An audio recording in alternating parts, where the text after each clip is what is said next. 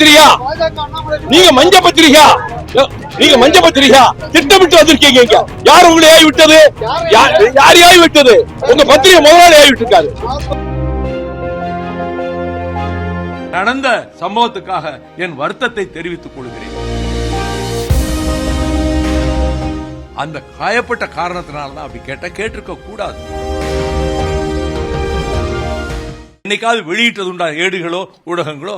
இன்றைக்கு இவ்வளவு கோவப்பட்டு கண்டனம் தெரிவிக்க உரிமை அவங்களுக்கு உண்டு. நான் அதுக்காக வருத்தப்படுறேன். அந்த தோழர் திட்டமிட்டு கேட்டாரு.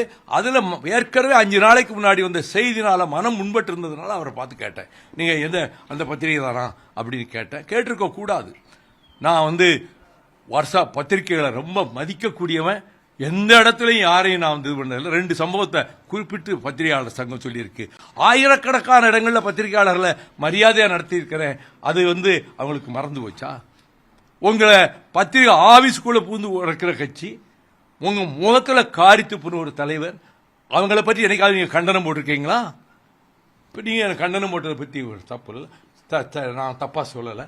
நான் பத்திரிகையாளர்களை மரியாதையாகத்தான் நடத்துவேன். எதிர்காலத்திலும் மரியாதையாகத்தான் நடத்துவேன். யார் மேலே எனக்கு கசப்போ காழ்ப்போ வெறுப்போ கடுகளவும் எனக்கு கிடையாது. நான் ஒரு பார்ன் ஃபைட்டர். 62 வருஷமா அரசியலில் இருக்கிறேன். இன்னொரு சில வருஷம் இருப்பேன். ஆனா தமிழகத்துக்கும் தமிழ்நாட்டுக்கும் செந்தமிழ்நாட்டு ஒளி உரிமைக்கும் செந்தமிழ்நாட்டு வாழ்வுரிமைகளுக்கும் என் வாழ்க்கையவே அர்ப்பணித்து நான் போராடி வருகிறேன். அது யாராலும் அங்கீகரிக்கப்படவில்லை. ஏடுகளோ ஊடகங்களோ அதை ஒரு வார்த்தை கூட சொல்ல என்றைக்கும் அவர்கள் தயாராக இல்லை.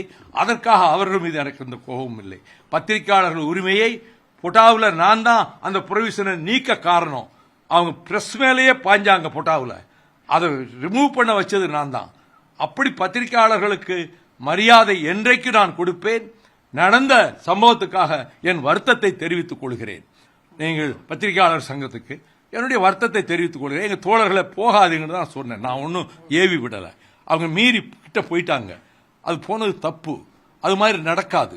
பத்திரிகையாளர் சங்கத்துக்கு என்னுடைய வருத்தத்தை நான் தெரிவிச்சுக்கிறேன். இல்ல சார், பத்திரிகையாளர்கள் நீங்க நிறைய ரோட்ல உட்காந்து போராட்டம்லாம் பண்ணீங்க. ஆனா நீங்க இந்த மாதிரி உணர்ச்சி வசப்பட்டதுதான் எங்களுக்கு எல்லாம் வரும். அதுக்கு ரொம்ப என்னை காயப்படுத்தி 4-5 நாளைக்கு முன்னாடி எவ்வளவு இழிவுபடுத்த முடியுமோ அவ்வளவு இழிவுபடுத்தி ஒருவர் எங்க கட்சி விட்டு போனவர் கொடுத்தத ஒரு முழு பக்கத்துக்கு போட்டிருந்ததுல ரொம்ப காயப்பட்டிருந்தேன். அந்த காயப்பட்ட காரணத்தினால்தான் அப்படி கேட்டிருக்க கூடாது. நான் நக்கீரன் கோபால் கைதுன்னு ஏர்போர்ட்ல கேள்விப்பட்ட உடனே நான் போய் ஸ்டேஷனுக்கு உள்ள போய் உட்கார்ந்தேன். ஆமா, தரையிலேயே உட்கார்ந்தேன். பத்திரிகையாளர்கள் அவர் பத்திரிகையாளர்கள் காரணத்தினால்தான் அதுக்காக நான் அங்க கைதானேன்.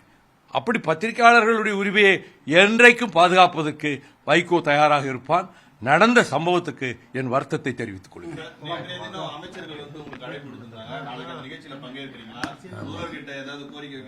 இது கோரிக்கை ஒண்ணு இல்ல.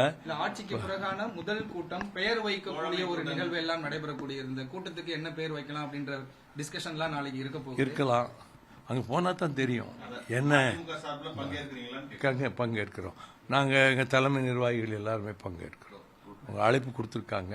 2 அமைச்சர்கள் அழைப்பு கொடுத்தாங்க. அந்த கடிதமே ரொம்ப ரொம்ப நாகரிகமாகவும் நல்ல சொற்கள் பயன்படுத்தப்பட்டு இருந்தது. அது எங்கள் தோழர்கள் எல்லாருக்கும் ஒரு மகிழ்ச்சி. அதில் இந்த முடிவு எடுக்கணுங்கிற விருப்பம் எல்லார்ட்டையும் இருக்கு. அதனால நான் நாளைக்கு போய் கலந்துக்கிடுவோம். அங்கே என்ன பேசப்படுங்கிறது அங்கே போன பிறகுதான் தெரியும். இல்லை, அது பேச வேண்டிய வாய்ப்பு வந்தால் எங்கள் கருத்தை சொல்லுவோம்.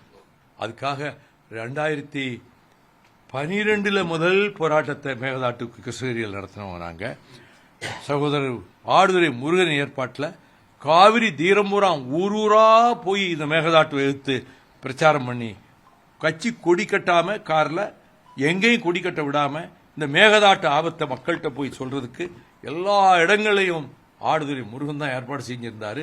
2015 இதுக்காக போராடிக்கிட்டு இருக்கிற கட்சி தமிழக வாழ்வாதாரங்கள் முல்லைப்பெரியாரை காப்பாற்றுற மாதிரி இதை எப்படியாவது காவிரி தீரத்தை காப்பாற்றணும், ஹைட்ரோ கார்பன் வராம தடுக்கணும். அதுக்கும் அவர் தான் என்னை அழைச்சிட்டு போய் 4-5 முக்கியமான இடங்கள்ல போராட வச்சாரு. அவன் மீத்தேன்காரன் ஆபீஸை நீ காலி பண்ணிட்டு நாளைக்கு சாயங்காலத்துக்குள்ள போகலன்னா உன் ஆபீஸ் இருக்காதுன்னு வான் பண்ண. சாயங்காலத்துக்கு மத்தியானம் லாரியில எல்லாம் தூக்கி போட்டு ஆபீஸை காலி பண்ணிட்டு போயிட்டான் மீத்தேன்ல. அவன் அந்த இது தஞ்சாவூர்ல. அதெல்லாம் நான் தமிழ்நாட்டை பாதுகாத்து கொடுத்துருக்கேன், நெய்வேலியை மீட்டு கொடுத்துருக்கிறேன், நீட்டியொழிவை தடுத்து நிறுத்தி இருக்கிறேன், பென்னிக்குயிக் அணையை பாதுகாத்து கொடுத்துருக்கிறேன். இதெல்லாம் தமிழ்நாட்டு மக்களுக்காக நான் செய்த சாதனை. நான் என் காலத்துக்கு பிறகாவது இதை சரியாக ஆய்வு செய்கிறவர்கள் வைகோ தமிழ்நாட்டுக்கு இப்படிதான் பாடுபட்டான்னு என் மறைவுக்கு பிறகாவது 4 பேர் எழுதுவாங்க. மற்றும் ஆப் ஸ்டோரில் இருந்து பாலிமர் செயலியை QR கோடு மூலம் பதிவிறக்கம் செய்யுங்கள். செய்திகளை உடனுக்குடன் பெறுங்கள்.